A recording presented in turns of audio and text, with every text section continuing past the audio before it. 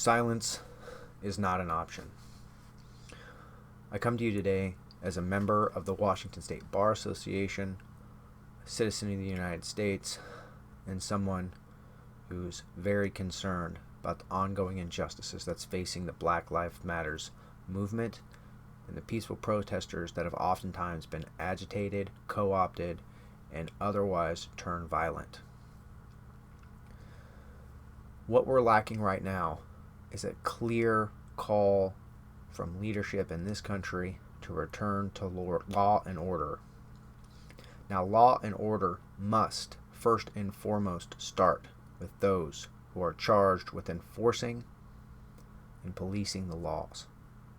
Specifically, in the Seattle area, I have witnessed first-hand accounts of peaceful protesters in the middle of the day being gassed, having flashbang bombs, and children maced during peaceful protestings at 4 o'clock in the afternoon. We are a constitutional republic, and it's imperative that we maintain law and order based on those principles laid out in the United States Constitution. Under Article 1, Section 1 of the United States Constitution, all legislative powers herein granted shall be vested in a Congress of the United States, which shall consist of a Senate and a House of Representatives. Section 8 of Article 1 lists that the enumerated powers of the legislature include the power to tax, the power to regulate commerce, the power to declare war, the power to control immigration, protect intellectual property, and establish federal courts, in addition to the Supreme Court. In addition to the specifically limited enumerated rights, there are rights that are articulated in our Bill of Rights, the first 10 amendments, that are not only affirmative but negative rights. These negative rights explicitly and unequivocally state what the government can and cannot do. Amendment 1 is the First Amendment for a reason. Congress shall make no law respecting an establishment of religion, no law, or prohibiting the free speech, no law, or abridging the freedom of speech or the press or the right of the people to peaceably assemble and to petition the government for a redress of grievances. What's happening now in the United States can be considered nothing but a clear redress of grievances from the police state and the policing power of the black body that's happening. Moreover, when I've looked around, I've waited and wanted to digest specifically what's happened in this country during these protests and the riots. Now, the riots are not something that we can condone, and the only way that we can have true and effectuated change is the preservation of these inalienable rights. These rights that are articulated in the United States Constitution cannot be abridged, and we've seen that happening at the highest levels, both locally. I've seen videos of children being maced. I've seen videos of peaceful protesters being tear gassed, which tear gas is recognized as a violation of international law. It's an infanticide. It can cause deaths to fetuses in the womb, and it can also exacerbate the health consequences of the current COVID-19 pandemic that's still raging in this country. Again, Congress can make no law, shall make no law, preventing the right of the press. I've seen members of the press be shot directly with rubber bullets, with gas canisters. There are members of the press who have lost their eye, their ability to see. There are medics who have been stormed. Congress shall make no law to prevent the redress of grievances. Congress cannot abridge the rights of individuals in the United States of the press. The press cannot be arrested lawfully during times of protest. There are contraventions internationally in times of war, and there are legal precedent in the United States. As citizens of the United States, they have a right to be there uninfringed, unimpeded. When they self-identify as the press, there is no lawful action that Congress and by proxy any executive branch, either state or federal, can take against members of the press. In addition, we have what's known as the incorporation doctrine, which is the First Amendment is incorporated to the states, which means the states do not have the ability to override federal law. That's also enumerated in Article 6, known as the Federal Supremacy Clause. The federal law is the supreme law of the land when it comes to the Bill of Rights. Congress, state or federal, can make no law.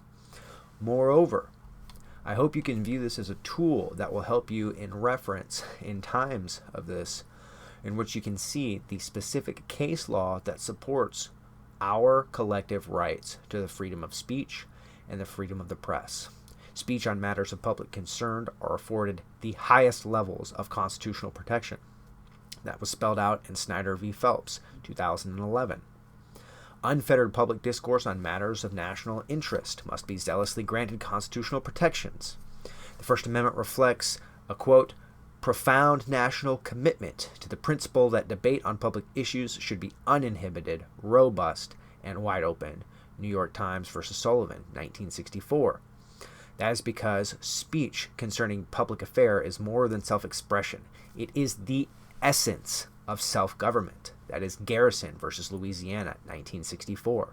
Accordingly, speech on public issues occupies the highest rung of hierarchy for the First Amendment values and is entitled to special protection. That's Connick v. Myers, 1983. In the United States, things such as holding a sign that say Black Lives Matter, images, photographs are protected forms of expression. They are, in fact, speech. That was determined in United States reaffirmed in United States v. Stevens, 2010. What we saw in the United States Capitol in D.C. is one of the most egregious violations, because traditional public fora holds a special position in terms of First Amendment protection, especially areas historically open to the public for activities. That's the police department of Chicago versus Mosley, 1972. What greater image, what greater historical value is there than going to the nation's capital to protest in front of the leader of the free world? Congress shall make no law. And for those who need the constitutional lesson, the executive branch cannot make laws. As previously referenced, the ability to legislate is in the House and the Senate. That was previously mentioned. That's the foundation of this country. That is the separation of powers. The inherent right of the American citizens to peaceably assemble and discuss political topics, whether verbally or in writing, has long been recognized, dating back all the way to Hogg versus Communication of Industrial Organizations, 1939. The First Amendment protection extends to actions taken by states or municipalities. That's Schneider versus the state of New Jersey, 1939. So when a mayor or a governor comes in at the 11th hour at 4:45 in the afternoon and declares a, quote, curfew, that is an unlawful, unconstitutional act. You cannot deem peaceful protests, and in Seattle, they were peaceful until the police instigated violence. This is a self-perpetuated, self-fulfilling prophecy of violence in which people who are literally in riot gear, tactical gear that is military grade, given to them by the federal government, which was originally made for the military. It creates a self-fulfilling prophecy in which Black Lives Matters are innately unable to peacefully protest. Now, it is absolutely true that there are individuals that are co-opting and otherwise infiltrating these peaceful protests in order, oftentimes, if not exclusively, Caucasian males going in and causing property destruction, leading to looting. That has to stop. And how that stops is a reaffirmation of peaceful protests, where the peaceful protesters can actually have community-based responses. In real time, there were people who I know that were pointing out the provocateurs and could help coordinate arrests peacefully and lawfully. Again, the inherent right of the American citizens to peacefully assemble cannot and shall not be infringed. Any ordinance preventing freedom of assembly or association cannot be valid. That's Coates versus Cincinnati, 1971.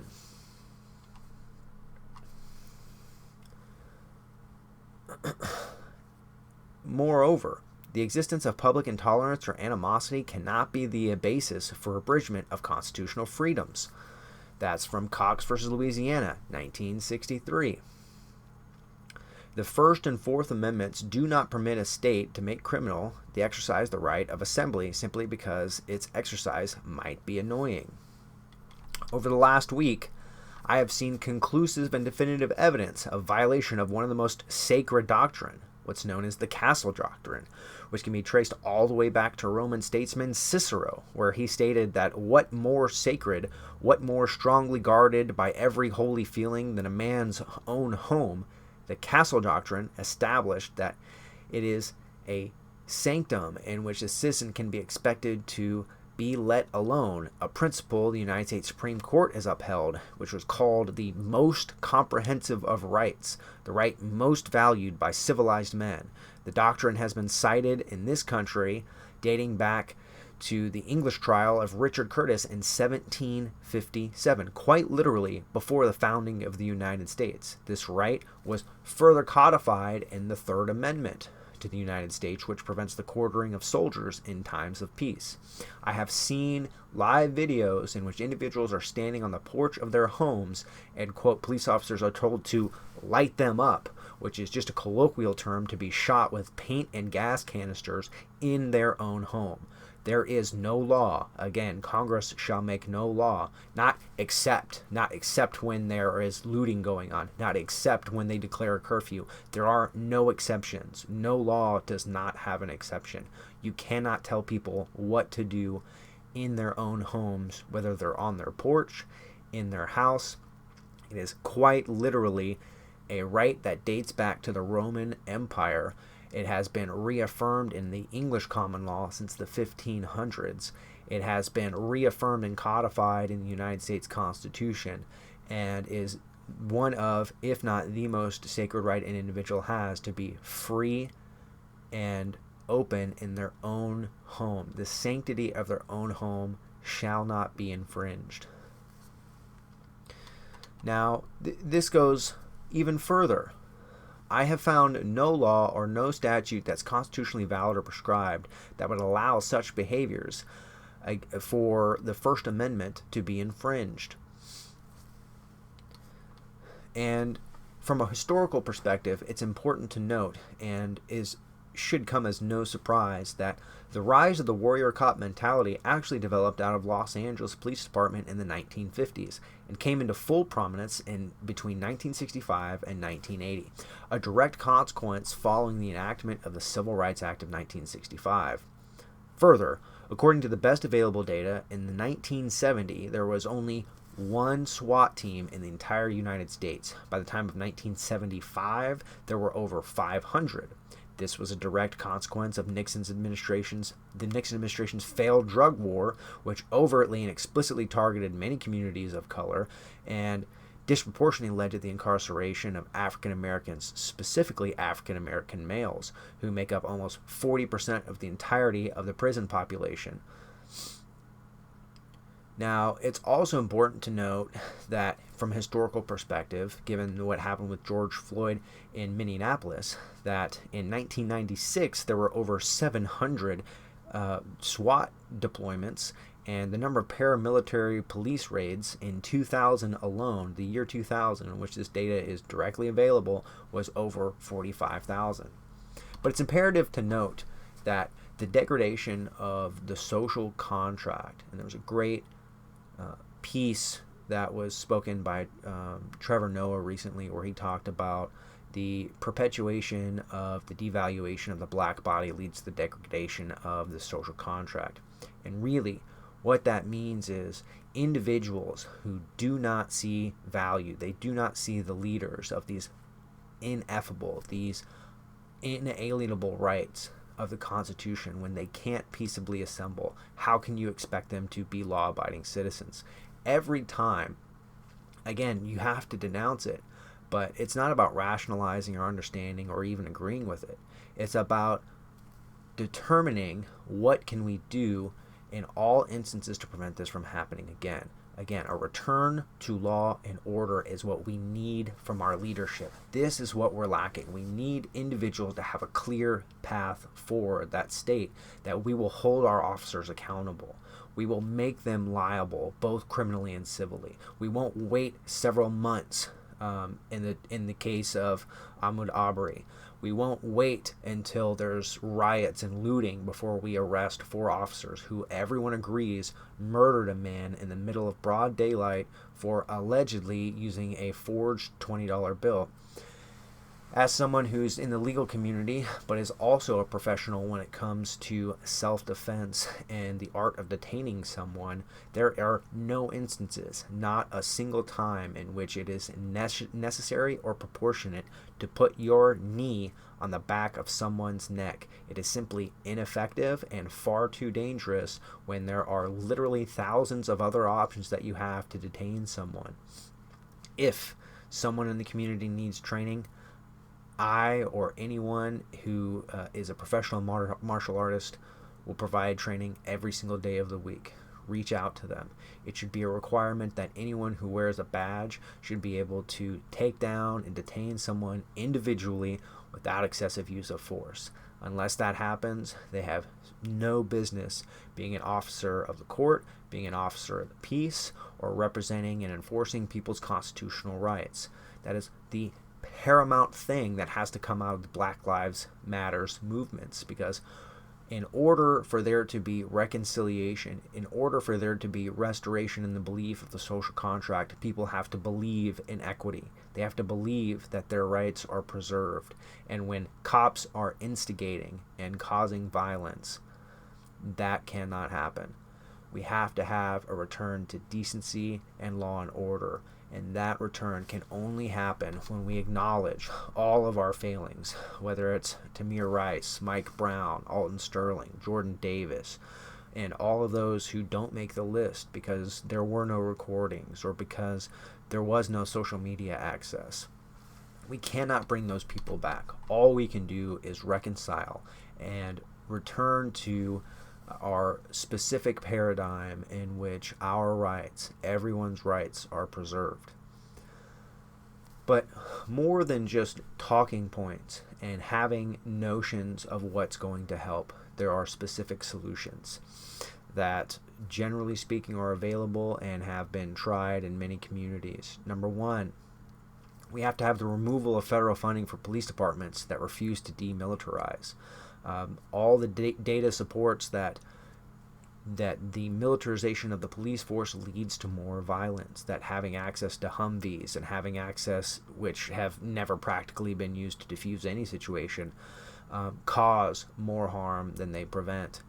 We have to have, and from my perspective as someone who's in the legal field, though public defenders oftentimes get a very bad rap, that's usually because they're underfunded. If we want to have a commitment to justice for everyone, we have to protect those at the lowest levels of the socioeconomic ladder. We need to have increased public funds for public defenders so everyone knows that their constitutional right to have competent representation by the best lawyers, we have to have those incentives. Right now, there are no incentives for the best lawyers in the world to be public defenders. They're simply not lucrative enough contracts. We need to make that change. We need to have an incentive to help the people at the lowest rung. Third, we have to have stricter policies of enforcement when it comes to teaching escalation of force. If we don't have strict and clear guidelines that lead to immediate termination when they are violated, nothing will change. Number four, we have to have predictive policing, essentially the utilization of technology to predict and prevent high-risk officers from being in the field. If we can spend hundreds of millions of dollars on biometric data trying to track individuals who violate the law, that has to encompass people who are enforcing the law. There's no reason that this type of data can't be used. It has been used in the past in small areas, and it can be expanded. If we're going to leverage technology, that's one of the forefronts. Number five, we need to replace calls in the community from 911 alerts to social workers. There's often, especially when it comes to mental health instances of people who have clear mental health issues and breaks lead to some of the worst forms and violations of individual liberties. Number six, We need a community oversight. We need individuals within the community, whether it be starting, not stopping, but starting with body cameras and having clear and definitive repercussions when you turn them off, whether or not they're ordered to or not. The individuals who are ordered to do that should have immediate repercussions. Number 7, we should also have independent investigatory boards who have the power of termination. If an independent board proves that you have violated policies and have injured individuals, you should be terminated. It's really that simple. Number 8, we need removal of strict qualified and quasi-qualified immunity statuses. Essentially, right now, it's almost impracticable to even sue any municipality or individual cop. As someone who's handled civil rights litigation in federal court, it is almost a 99% probability that the plaintiff's complaints are going to be, unless it is the most egregious of cases, and even then, there are so many roadblocks to civil suits that they almost never happen. If you'd like to see more articulated information on this, I would suggest looking up Join Campaign Zero. That's an excellent resource online that provides free information to everyone. In order to have any kind of permanent change, we have to be reflexive on ourselves. Now, I, as a practicing attorney, am a solo practitioner. I have limited resources, but if you need a free legal consultation, you can call me at 253-656-4475. If you're a first-time offender, I'd likely be able to work with you on your case. If you have a more complex case, then I know that there's an entire movement right now of great pro bono attorneys that I will refer you to. We really have to be proactive in this. Silence is not an option. We have to understand that Congress and our state representatives can make no laws to infringe our First Amendment rights. And in order for us to hold the people who are looting and destroying property accountable in a justifiable manner, we have to have people in our community that feel safe practicing their First Amendment rights, because that's how community-based problems are solved. There's so much that we as individuals just become complacent with over the years and try to justify time and time again, but now we have reached a tipping point where there are no more options. There's no more conciliatory hashtags. There's no more individualized calls for change. We need systemic change to prevent the continuing, ongoing original sin of slavery in this country that was then perpetuated by Jim Crow laws that prevented individuals from being landholders, that the African American community has been time and time again subject to both federal and state over prosecution when it comes to laws. There has to be fundamental changes institutionally that recognizes the rule of law when it comes to those who are policing as well as the police. And until that happens, we will not have any meaningful change.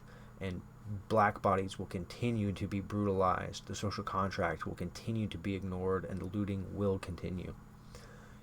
Please join me in our efforts to try and demonstrate that Black Lives Matter isn't just a chant, but it's a meaningful campaign in which we have effectuated change, both institutionally and individually.